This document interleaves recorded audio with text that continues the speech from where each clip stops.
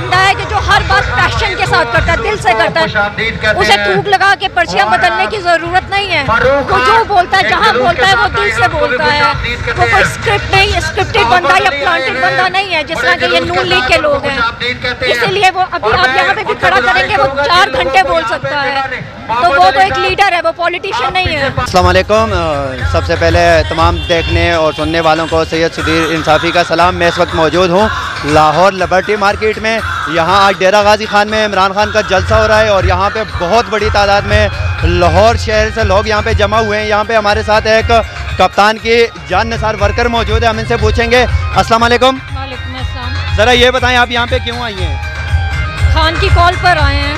खान साहब ने क्या कॉल देनी है? कोई अहम? जब से उसने ये काम मिशन अप्रैल के बाद से, जब से ये इम्पोर्टेंट गवर्नमेंट आई है, तब से इमरान खान अपने हर जलसे के अंदर अपनी आवाम को तैयार कर रहा है कि उसने एक फाइनल कॉल देनी है जिसमें सब लोग इकट्ठे होकर एक प्रोटेस्ट करेंगे इस इम्पोर्टेंट गवर्नमेंट के खिलाफ, ताकि हमारी इनसे जान छूट सके और एक्चुअल जो डिजर्विंग लोग हैं वो हुकूमत में आ सकें। अच्छा, ज़रा ये बताएं कि आप इमरान खान को किस हद तक सपोर्ट करती हैं और आप उनसे क्या उम्मीद रखती हैं?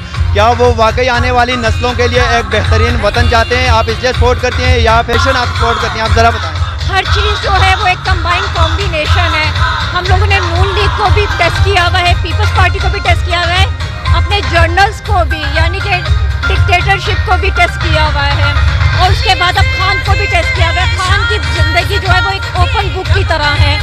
जब वो क्रिकेट में था तब उसने पाकिस्तान को कामयाबी दी, जब वो एक्टिविस्ट था, जब उसने शौकत खान बनाया, जब उसने नमल यूनिवर्सिटी बनाई, जब वो पाकिस्तान की सियासत में आया, हर जगह ट्रांसपेरेंसी को उसने फोकियत दी। तो जब हम एक कंपैरिजन में जाते हैं तो हमें एक पता चलता है कि कौन सा बंदा जो है वो एक पाकिस्तान को लीड कर सकता है।